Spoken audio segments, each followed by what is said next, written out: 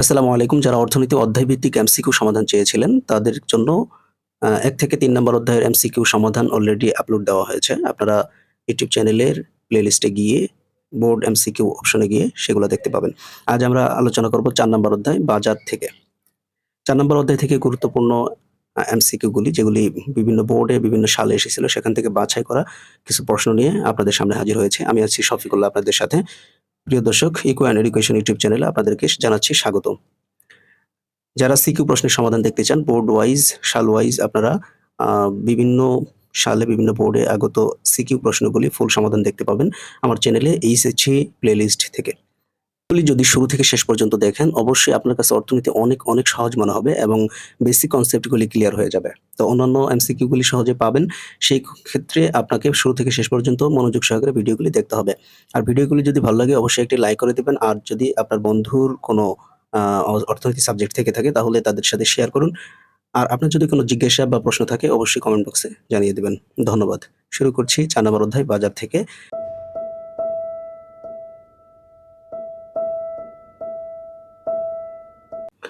১ নম্বর প্রশ্নে বলা হয়েছে যে বাজারে ক্রেতার সংখ্যা মাত্র একজন সে বাজারকে কি বলা হয়? দেখুন ক্রেতার ইংলিশে আমরা জানি সনি। তাহলে সনি মানে ক্রেতা আর একজন মানে হচ্ছে মনো। তাহলে মন অফ সনি। যে বাজারে একজন মাত্র ক্রেতা তার সঠিক উত্তর হচ্ছে ক। মন অফ সনি বাজারকে এক ক্রেতার বাজার বলা হয়। ২ নম্বরে বলা হয়েছে প্রতিযোগিতার ভিত্তিতে বাজার কত প্রকার? প্রতিযোগিতার ভিত্তিতে বাজার ২ প্রকার। পূর্ণ প্রতিযোগিতামূলক বাজার ও অপূর্ণ প্রতিযোগিতামূলক বাজার। এরপরে কিন্তু অপূর্ণের অনেকগুলা প্রকার আছে। কিন্তু প্রতিযোগিতার ভিত্তিতে প্রাথমিকভাবে ২ প্রকার। অনেকেই এটা ভুল করেন। অনেকেই অপূর্ণের যে অনেকগুলা প্রকার আছে সেগুলো কিন্তু এখানে নিয়ে আসেন। একটি চিত্র দেওয়া আছে এরপরে চিত্র দিয়ে প্রশ্ন করা হয়েছে চিত্রে ই বিন্দুতে কি? এই যে ই বিন্দু আছে সেই ই বিন্দুতে আসলে কি ঘটনা ঘটছে? তো এখানে দেখা যাচ্ছে যে দাম সমান গড় আয়, ঠিক আছে। তারপর হচ্ছে দাম সমান গড় ব্যয়, তাও ঠিক আছে। এখানে গড় ব্যয় এসি রেখা দামের সমান হয়েছে ১০ টাকা। তারপর হচ্ছে গড় আয় সমান গড় ব্যয়, সেটাও ঠিক আছে। গড় আয় হচ্ছে এয়ার আর গড় ব্যয় হচ্ছে এসি, তিনটাই সমান। তাহলে গড় আয় সমান গড় ব্যয়। তাহলে সঠিক হচ্ছে তিনটাই। আমরা দেখব ৩টা হচ্ছে ডি নাম্বারে আছে, তাহলে সঠিক উত্তর হচ্ছে ডি। কোন বাজারে ফার্মের দাম গ্রহীতা ফার্মকে দাম গ্রহীতা হিসেবে বিবেচনা করা হয়?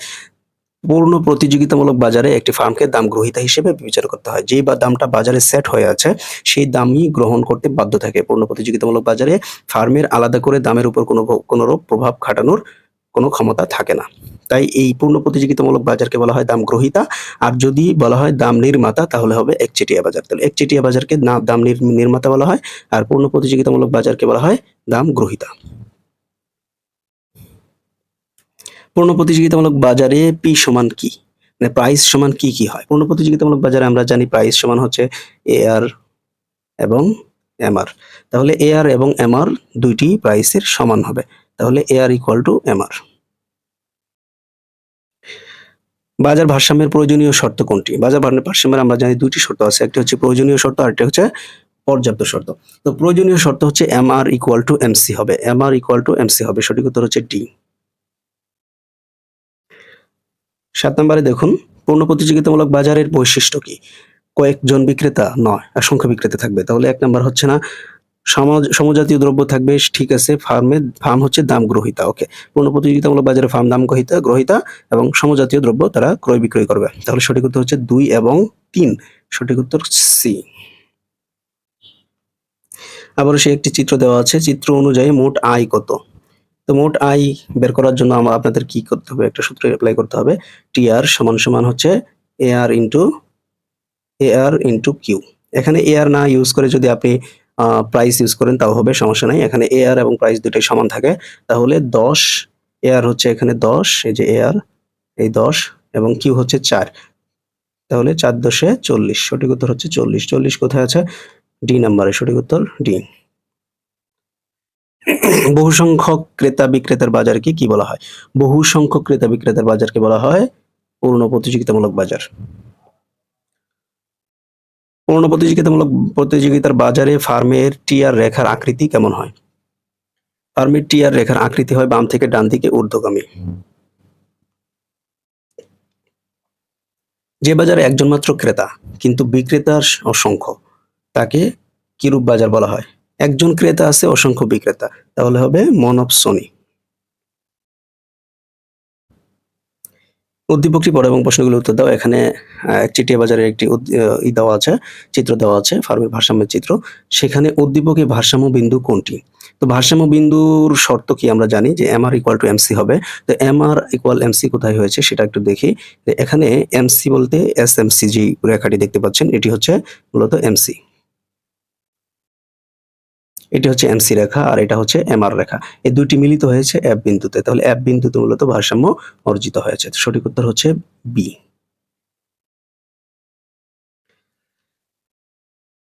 কোন বাজারে সাধারণত P is greater than MC? MC চেয়ে দামটা বেশি থাকে কোন বাজারে? এটা একচেটিয়া বাজারে থাকে।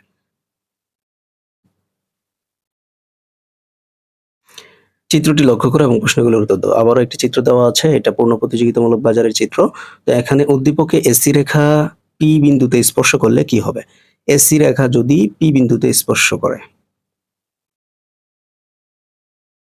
মূলত এখানে বলতে চেয়েছে যে F বিন্দুতে, যে এই যে AC রেখা যদি এরকম F বিন্দুতে স্পর্শ করে, F লিখতে এখানে P লেখা হয়েছে, মূলত এই যে P এটা বোঝাচ্ছে, কিন্তু F বললে সঠিক হচ্ছে। তাহলে F বিন্দুতে যদি স্পর্শ করে তাহলে এখানে আমার AC টাও কিন্তু 30 হচ্ছে। তাহলে AC গড় ব্যয় এবং গড় আয় যখন সমান হয়ে যায় তখন কিন্তু স্বাভাবিক মুনাফা অর্জিত হয়।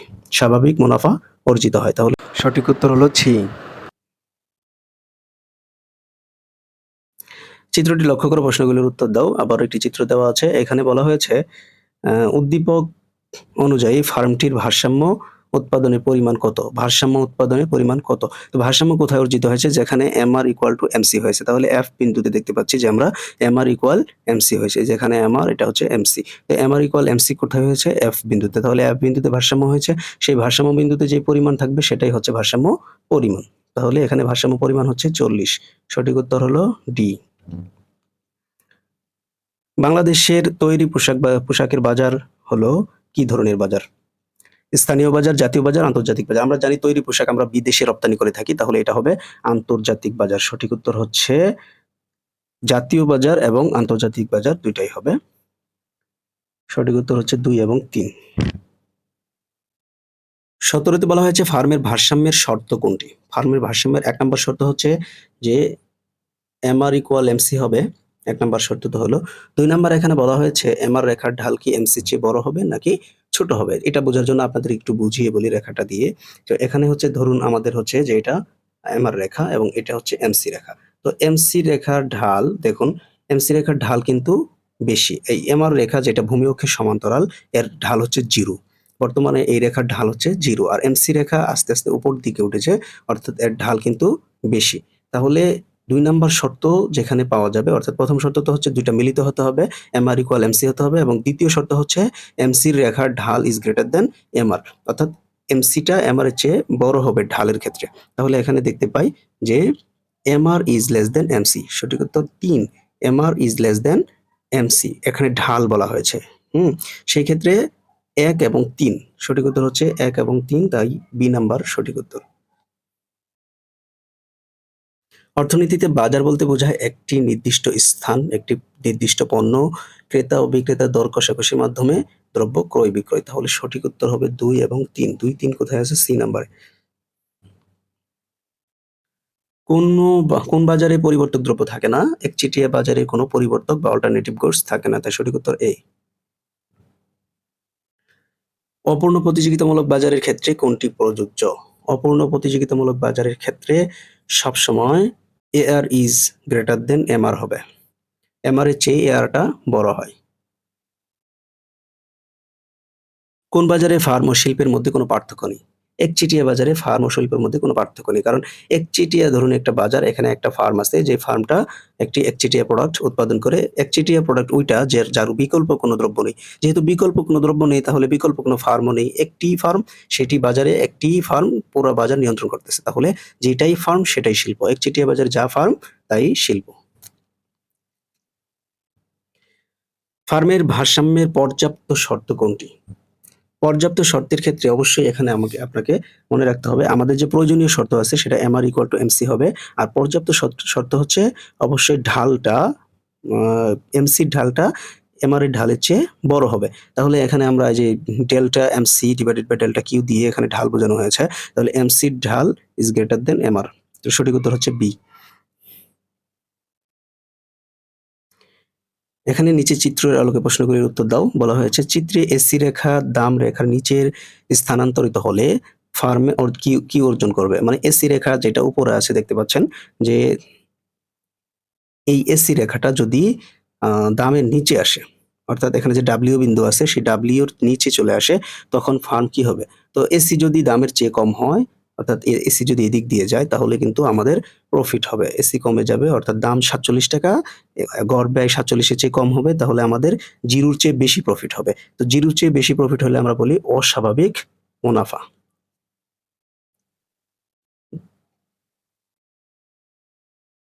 গড় ব্যয়ের তুলনায় গড় আয় অধিক থাকবে। তাহলে ২ এবং ৩ সঠিক। সঠিক উত্তর হচ্ছে সি। ২৫ নম্বরে একটি সূচি দেওয়া হচ্ছে, সেখান থেকে বলা হয়েছে উদ্দীপক অনুযায়ী এখানে কি দাম স্থির? টিআর ইকুয়াল টু এমআর হবে, এআর ইকুয়াল টু পি হবে।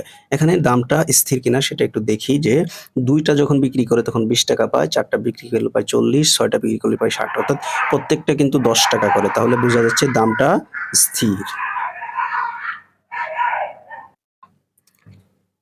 এখানে দামটা স্থির, তাহলে এটা সঠিক আছে। তারপরে হচ্ছে এই বাজারে যেহেতু দাম স্থির, তাহলে এটা বোঝা যাচ্ছে এটা পূর্ণ প্রতিযোগিতামূলক বাজার, সেখানে হচ্ছে দাম এবং এআর এমআর তিনটাই সমান হয়। তাহলে ১ এবং ৩ সঠিক।